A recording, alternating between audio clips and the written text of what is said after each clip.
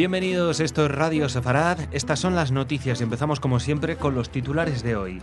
Más atentados terroristas en Israel, incluido un intento contra un autobús escolar. Ecos de las declaraciones de Netanyahu sobre el Holocausto en Alemania, de Naciones Unidas y la Autoridad Palestina. La UNESCO condena la gestión de Israel de la explanada de las mezquitas y Estados Unidos lleva al Consejo de Seguridad de la ONU su queja por la reciente prueba de un misil iraní. Son las noticias de las que vamos a hablar hoy y en el comentario Jorge. Hola, Jorge. ¿Qué tal, Jordi? Luego vendrá Raquel para traernos noticias culturales, ya lo saben, pero empezamos como siempre en Israel. Como en los últimos días, la actualidad nos obliga a abrir el informativo con el parte de los atentados en Israel, del más reciente hacia atrás en el tiempo. En la mañana del jueves, 2 terroristas intentaron subir a un autobús escolar en la localidad israelí de Beit Shemesh. Afortunadamente, los transeúntes que se encontraban cerca lograron impedirlo cerrando la puerta del vehículo. En la huida apuñalaron a un hombre de 25 años de edad en la entrada a una sinagoga. Finalmente, policías que estaban en el lugar les dispararon y lograron neutralizarlos. Los terroristas resultaron heridos y son atendidos en el hospital de Jerusalén. La noche anterior se producía un hecho trágico cuando fuerzas de seguridad israelí mataron por error a un judío después de que atacara a 2 agentes e intentara arrebatar el arma a uno de ellos en Jerusalén, después que les exigiera identificarse cuando subían a un autobús, lo que llevó a los agentes a pedir la documentación al hombre, quien golpeó a los agentes e intentó robar el arma a uno de ellos. En los territorios en disputa, cerca de Hebrón, 4 israelíes resultaron heridos en un atropello intencionado por un palestino que fue reducido. Poco antes y no lejos de allí, un hombre era abatido por fuego israelí y otro detenido tras apuñalar y herir de gravedad a una soldado. Bueno, esto parece un parte de guerra y en realidad estamos ante una guerra. Lo que pasa es que es una guerra no contra un Estado, sino de una minoría religiosa contra la mayoría religiosa. Y suena raro, pero es así. Una minoría agrede a la mayoría y es la mayoría la que tiene que defenderse. Y sin embargo el mundo lo ve justamente en el sentido contrario. Hoy la cosa ha salido milagrosamente bien en el sentido de que no lograron subir a apuñalar a los niños en un autobús escolar. Eso ya era lo que faltaba. Pero vamos, les faltó nada. Por suerte la gente está tan al tanto y tan al loro, como se dice en España, que lograron interferir y le cerraron la puerta, no pudo acceder al autobús y entonces salió huyendo y en la huida hirió a otro, etcétera, etcétera. Y hirieron, eran 2.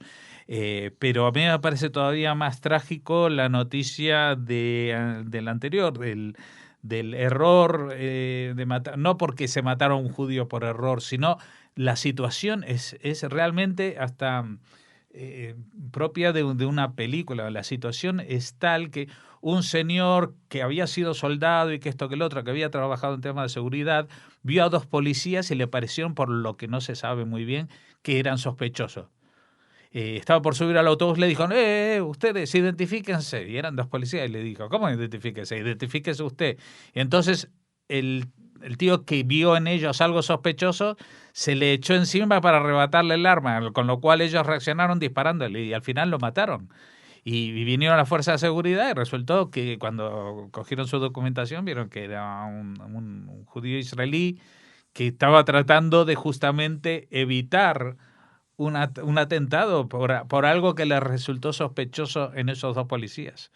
Es lo que es a mí la situación me parece trágica, no por el hecho de que muera un judío o no sea judío, sino de que los nervios, la situación de tensión es tal que la gente se puede herir y matar entre ellas por sospechar de que son lo que no parecen ser o al revés, ¿no? Es una situación realmente que lleva el estrés a picos absolutos desconocidos, por lo menos a nivel social, yo creo.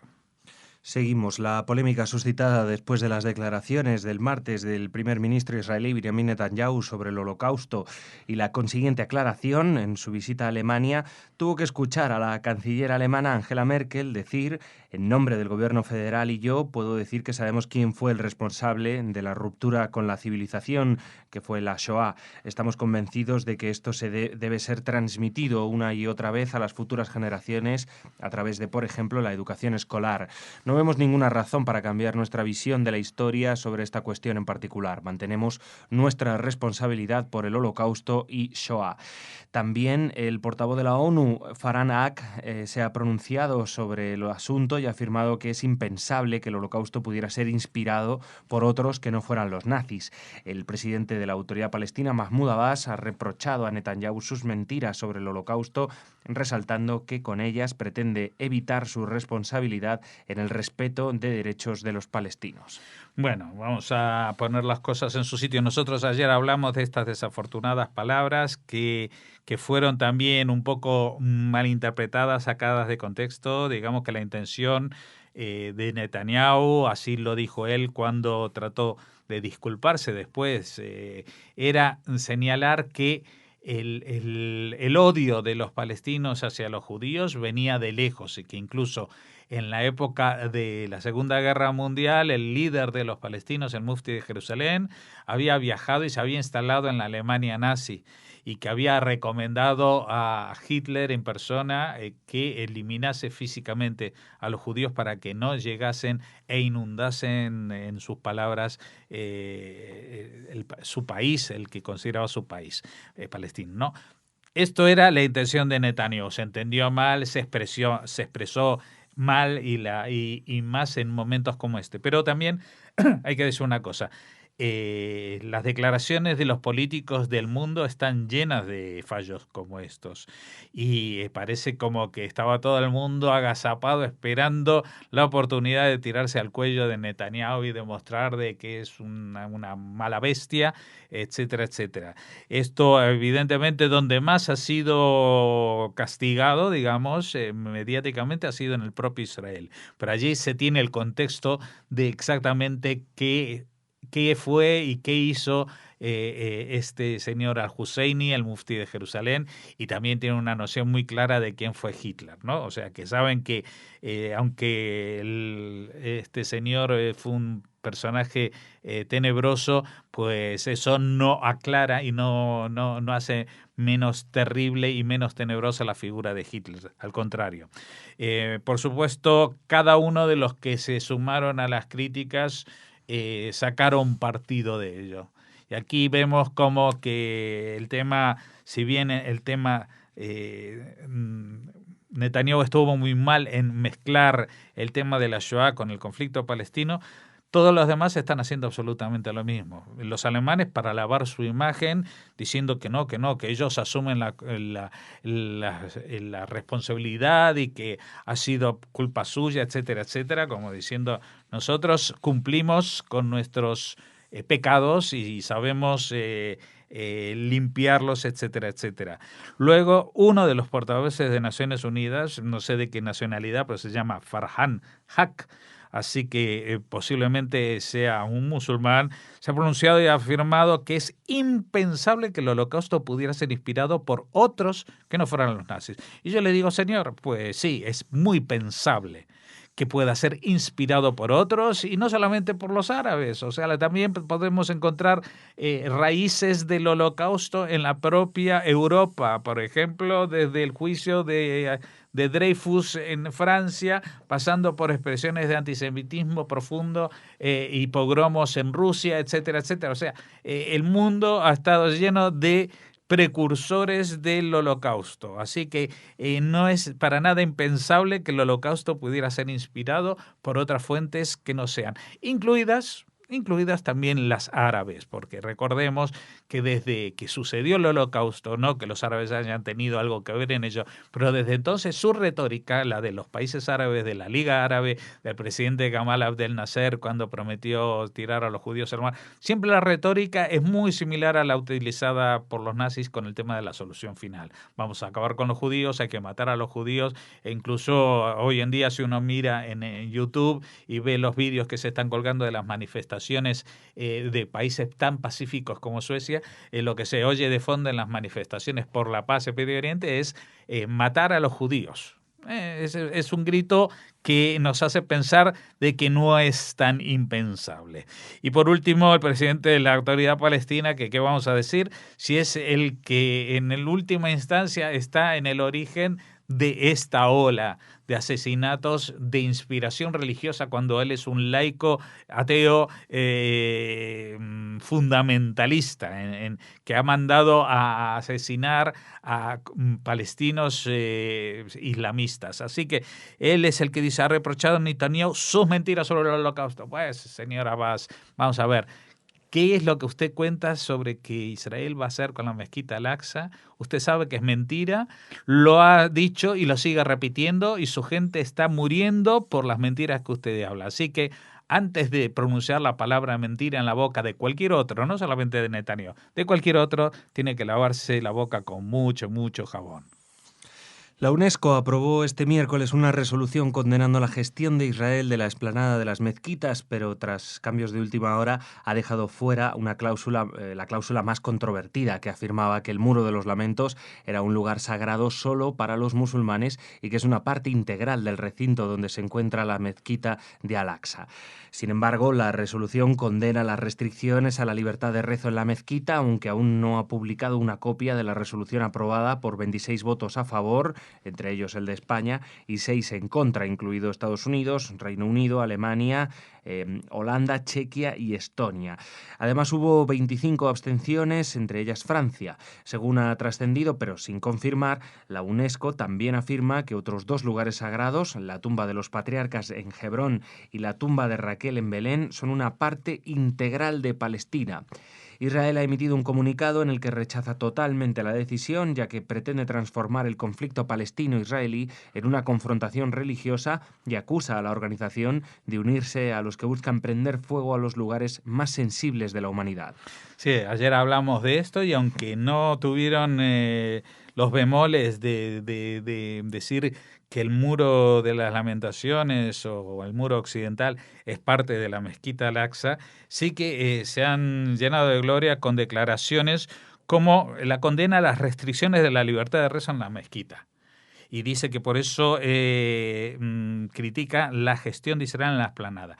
Y digo yo una cosa, en estos 60, 70 años o poco más que lleva la UNESCO creada, ¿nunca se le ocurrió pensar en la gestión a la libertad de rezo en un país como Arabia Saudita, donde no se puede rezar absolutamente nada?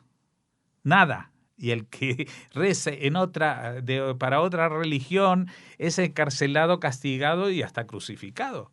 Vamos a ver, es que tiene bemoles la cosa de justamente las restricciones, porque Israel no cerró la mezquita. Dice que cuando en los momentos estos de grandes algaradas y que empiezan a quemar la propia mezquita, los fieles que se encierran y tiran y destrozan todo, pues que limitan la entrada al recinto a los mayores de 40 años. No están restringiendo a los palestinos que demuestren que son buenos, que son malos. No, saben exactamente que los que están ahí montando el pollo y les interesa 3/4 de nada lo que pase en realidad con la mezquita Al-Aqsa, son los jóvenes que están envenenados ideológicamente por las autoridades palestinas para cometer este tipo de tropelías. Lo peor de todo, Jordi, no solamente que esto sea un absurdo, sino que España haya estado votado a favor de esta resolución. A mí se me cae la cara de vergüenza de vivir en un país que no solamente, bueno, ya no como Francia que se abstiene, sino que vota a favor de esto y luego, bueno, todo esto estamos hablando un poco en el terreno de la rumorología, porque todavía nadie ha visto el papel de la resolución. Esto es lo que ha trascendido, pero sin confirmar. Han confirmado o se señala que a pesar de que con el tema de la explanada de las mezquitas no se han metido, han dicho que la tumba de los patriarcas que está en Hebrón y la tumba de Raquel que está en Belén, Raquel, la matriarca de los judíos, y la tumba de los patriarcas, estamos hablando de todos personajes de la Biblia judía, del Antiguo Testamento. Bueno, ellos dicen que son personajes del mundo musulmán y que son parte integral de Palestina. Entonces yo les pregunto, bueno, vaya y pase que UNESCO haya aceptado a una cosa nebulosa, se llama Estado no miembro, se llama Palestina. Ahora, para decir que una cosa forma parte de Palestina hay que saber cuáles son las fronteras de Palestina. ¿Qué parte es Palestina? Porque dicen que Belén y Hebrón son Palestina.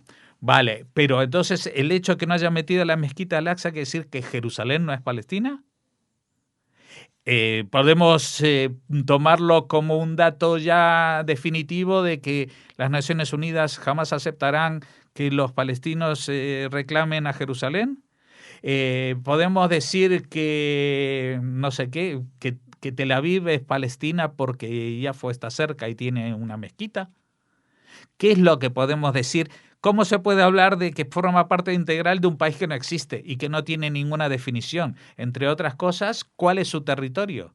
Entonces, ¿de qué están hablando? Están hablando no solamente tonterías, sino que son tonterías con una tremenda carga ideológica racista, porque estamos hablando que no se declaran en contra de Israel. Estas medidas no van en contra de Israel, solamente van en contra del Israel judío, no van en contra de los árabes israelíes, no van en contra de los árabes israelíes que están matando a judíos. Va en contra de los judíos que viven en Israel y que tienen derecho, o no, dicen ellos, a rezar en los lugares sagrados como en la tumba de los patriarcas, en la tumba de Raquel o en el muro de los lamentos, que vamos, que ya se les caería la cara de vergüenza decir que también es parte de ellos, porque vamos a otra vez. La mezquita, si alguien ha estado alguna vez en Jerusalén o ha visto alguna foto, verá que lo que se llama la explanada de las mezquitas es como un patio muy enorme, pero que los judíos llaman el monte del templo. ¿Y por qué lo llaman monte si es una explanada? Pues los que hicieron la explanada fueron los judíos. Cuando llegaron los musulmanes, conquistaron los árabes, eso en el año 632, el segundo de los templos, el primero y el segundo de los templos ya habían sido destruidos y se habían construido el segundo de los templos. Sobre ese monte se había hecho una explanada, se habían puesto muros para proteger ese sitio. Y se había, como se había cuadrificado, se había hecho cuadrada la superficie para que fuera plana, y lo que estaba arriba, el templo, fue destruido, del templo no quedó nada. Y vinieron y hicieron lo que hoy en día se llamaría una construcción ilegal. Estaban en un terreno que no les pertenece, que nunca les perteneció, porque la explanada de las mezquitas es el monte del templo, y el monte del templo no es solamente un monte, es una explanada que fabricaron los judíos. Nosotros lo fabricamos, pusimos las piedras una por una para que eso estuviera liso. Y después de que se destruyó el segundo templo, no se construyó absolutamente nada ahí, porque ese sitio, que es el centro del universo, no solamente para el judaísmo, sino para todas las religiones monoteístas, pues ese sitio no permite la construcción de nada que no sea el tercer templo. Y ellos construyeron ahí 1 y 2 mezquitas. Y no solamente que las construyeron, sino que Israel les deja rezar ahí y deja que administren ahí y no deja que los judíos recen ahí, pero parece que eso tampoco es suficiente. Quieren quedarse con las paredes del monte del templo y quieren quedarse con los cimientos del monte del templo, y en realidad con lo que quieren es echar a los judíos al mar. Y volvemos a la noticia anterior de la de siempre, la retórica que tanto se parece a la de Hitler. Terminamos hablando de Estados Unidos, que ha llevado ante el Consejo de Seguridad de la ONU sus quejas por el acto provocativo que representa el reciente lanzamiento de prueba de un nuevo misil balístico realizado por Irán y que viola la resolución 1929 del Consejo de Seguridad, que requiere de Irán que no adopte ninguna actividad vinculada con misiles balísticos capaces de transportar armas nucleares. El gobierno iraní se defiende diciendo que ninguno de sus misiles está diseñado para la capacidad nuclear. Bueno, y eso es una mentira cochina, que lo sabe hasta un niño de parvulitos. Pero bueno, esto es así. En todo el mundo sabe la resolución del Consejo de Seguridad 248 de la retirada de Israel de los territorios conquistados, ocupados o administrados desde 1967. Todo el mundo se sabe esa resolución. Pues esperemos que también empiecen a saberse la 1929, porque es la que más se incumple. O sea, se ha firmado, esta gente han hecho un acuerdo para que sigan fabricando armas nucleares, pero claro, que no los pongan encima de misiles. Y Irán hace lo que quiere. Hace lo que quiere porque nadie hace absolutamente nada. Y Estados Unidos, en vez de frenarlo, van y ponen una queja en Naciones Unidas, que sabe que no va a hacer absolutamente nada. Y en realidad es un telón para tapar una colaboración estrecha que tienen Estados Unidos con Irán y que está llegando a unas situaciones tan paradójicamente absurdas como que Irán hoy en día parece que es el que determina la política exterior de Estados Unidos, nada más y nada menos. Gracias, Jorge. Mañana seguimos aquí. Nos vemos, bueno, no nos vemos mañana, porque ya llega el fin de semana y tenemos que decir Shabbat Shalom. Shabbat Shalom. Bueno, ahora Raquel, con la agenda cultural.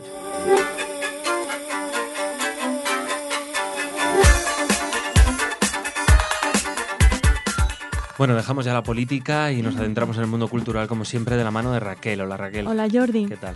Bien, muy contenta. ¿Y eso? Cuéntame. Bueno, pues que por fin va a hacerse oficial el cambio de nombre de Castrillo Mata Judíos a Castrillo Mota de Judíos, como tenía que haber sido siempre. Y en estos actos que se van a celebrar este 23 de octubre en el propio pueblo, bueno, pues van a asistir un montón de personalidades y de gente que ha tenido mucho que ver con este cambio de denominación. Por ejemplo, bueno, estará Radio Sefarad, lo decimos ahí. No somos los más importantes, pero nos hace mucha ilusión poder contárselo y grabar un montón de entrevistas para luego ofrecérselas. Estaremos acompañando al presidente de la Federación de Comunidades Judías de España, Isaac Kerub, al embajador de Israel en España, Daniel Kutner, al director del Centro Sefarad Israel, Miguel de Lucas, y entre otras personalidades a la consejera de Cultura y Turismo de la Junta de Castilla y León, Josefa García Cirac. Por supuesto, estaremos con el alcalde de la localidad, con Lorenzo Rodríguez, y con todos los vecinos de este pueblo y los visitantes que acudirán allí, miembros de representantes de comunidades sefardíes, medios de comunicación. Bueno, va a haber un montón de personas para asistir, entre otras cosas, a, por ejemplo, Jordi, la entrega a Lorenzo Rodríguez del premio Corona de Esther, con el que Centro Sefarad Israel reconoce cada año la labor de personas no judías en favor de la cultura judía. Madre mía, va a estar todo el pueblo seguro, porque bueno, es un pueblo pequeño. Emoción, claro. Te quiero decir que además estarán de los otros pueblos también, va todo el mundo. Seguro. Bueno, les contamos un poco cómo van a ser estos actos. A las 12:15 de la mañana habrá una recepción de autoridades en el ayuntamiento. Intervendrán el alcalde de Mota de Judíos, la consejera de Cultura, el embajador de Israel en España, y a la 1:00 se descubrirá y se presentará el nuevo escudo de la población. A la 1:15 se colocará el último indicador con el nombre del municipio, o sea, se quitará la última señal con Castrillo Mata Judíos y se cambiará por la nueva denominación. Que la tienen ahí esperando. Hombre, para ahí mañana. Está, por supuesto. Se la tienen guardada. Tú, la placa esta, tú espérate que el día que venga todo el mundo aquí te vamos a quitar, pero bien. Luego, en la iglesia habrá una proyección de los trabajos realizados en las excavaciones de la Mota de Judíos A las 2 se visitarán estas excavaciones en la antigua judería medieval, que es la zona es conocida como La Mota, y a las 14:30 se inaugurará en la plaza del asentamiento de La Mota, bueno, pues con intervenciones como la de Miguel de Lucas, la actuación de la cantante sefardí Linda Sissou, y también intervendrá el presidente de la Federación de Comunidades Judías de España, que será el encargado de desvelar la placa. Habrá un rezo en hebreo en memoria de la comunidad judía que habitó esas tierras a cargo de Alberto Botbol, que es presidente honorario del Museo Sefaradí de Caracas. Así que un montón de actos muy emocionantes todos. Intentaremos, como les decimos, grabar todas las entrevistas posibles para que de alguna manera también ustedes estén en estos actos para celebrar el cambio de denominación de Castrillo, Mota de Judíos. Bueno, pues nada, un gran día para el pueblo, una decisión sin precedentes, yo creo, en este país, la verdad. No sé si había otro pueblo que se haya cambiado el nombre por una cuestión de... creo que pues sí, Jordi, pero sí, no sé si por a lo mejor por los porque fuera musulmanes, discriminatorio o no puede lo ser. sé. Quién sabe, ¿eh? Pero bueno, por ejemplo, en este país hay un apellido que además es... Matamoros, ¿no? Que es Que es muy común, horroroso. además, entre algunos personajes Sí. de la televisión más basura, pero es curioso, ¿no? Sí. Que hasta qué punto están estos términos asentados en este país, como vemos en un apellido. No conozco a nadie que se apellide Matajudío, desde luego, pero Matamoros sí lo hay. Y también seguro que hay más de una localidad que se llama así. No sabemos si el apellido es por como siempre nos dice San Vicente, si es por la localidad o cómo va. Pero bueno, poco a poco vamos haciendo el presente un poco mejor de lo que fue el pasado, que yo creo que es el objetivo, ¿no? Y seguimos avanzando, Jordi. Sí. Si antes homenajeábamos de alguna manera a los antiguos habitantes de Castrillo, Mota de Judíos, pues ahora nos hace mucha ilusión hablarles de que se va a realizar un homenaje a Albert Lelé, ya saben, el que fuera jefe de estación de la estación de Canfranc. Será en el marco de las segundas jornadas de historia de Canfranc, que se van a celebrar este fin de semana, el 24 y 25 de octubre, con un gran amigo de Radio Sefarad, Ramón J. Campo, bueno, pues en la organización. El 24 de octubre, el sábado, se contará con una inauguración oficial con la presencia de Ramón J. Campo y Gorka Landaburu y representantes del Gobierno de Aragón y el alcalde de Canfranc. A las 11 habrá un encuentro con familiares de Albert Lelé y seguro que estarán allí pues nuestro querido amigo Víctor Fairén, que es el nieto, como saben, de Albert Lelé, y nuestra compañera María, su hija, que estuvo trabajando con nosotros algunas semanas aquí en Radio Sefarad. Le mandamos un beso muy fuerte. Habrá conferencias a cargo de Gorka Landaburu contra la amnesia, memoria y memoria. El propio homenaje a Albert Lelé en el puente de la estación que llevará su nombre. Y la conferencia de Diego Gaspar Canfranc, Vía Abierta, Historia de Migraciones y Exilios Transfronterizos. Y a las 6 la conferencia de Jessica San Román, Holocausto y Antisemitismo. El domingo, otra conferencia, Historia de la Industria de Construcción de Material Ferroviario en Aragón, y para clausurar estas segundas jornadas de historia, don Carlos Abadía hablará sobre los trenes del Canfranc. Así que es muy importante que se celebren estas jornadas para reivindicar el papel de la estación de Canfranc, gracias a la cual se salvaron muchísimas vidas de perseguidos por los nazis, judíos y no judíos, y sobre todo para rescatar y reivindicar también la figura y la labor de Albert Lelé. Bueno, pues nada, otra figura reconocida con el tiempo y su buena labor durante esa época horrible que fue la Segunda Guerra Mundial y la Shoah. Terminamos, no te voy a sorprender, recomendación literaria de los viernes, Jordi. Bien. En este caso les hablamos de La descendencia, un libro que edita Plaza y Valdés y que está firmado por Jack Michonic. Este autor tiene una vida curiosísima. Nació en Ginebra de padres judeo-rusos, se crió en Bogotá, hizo su bachillerato en Nueva York y se graduó en Economía en la Universidad de Grenoble. en Francia. Vivió en Cali, en Colombia, durante 2 décadas antes de radicarse permanentemente en Tel Aviv con su esposa y sus 2 hijos. Industrial y hombre de negocios, ha publicado diversos libros, pero quizá La descendencia sea su título más importante y ahora se presenta en una versión revisada. Nos cuenta la historia, La descendencia es la crónica del desarraigo de una generación. Narra la historia de un inmigrante judío que decide marcharse del shtetl y llega a América del Sur con los bolsillos vacíos y el espíritu rebosante de su rico patrimonio cultural.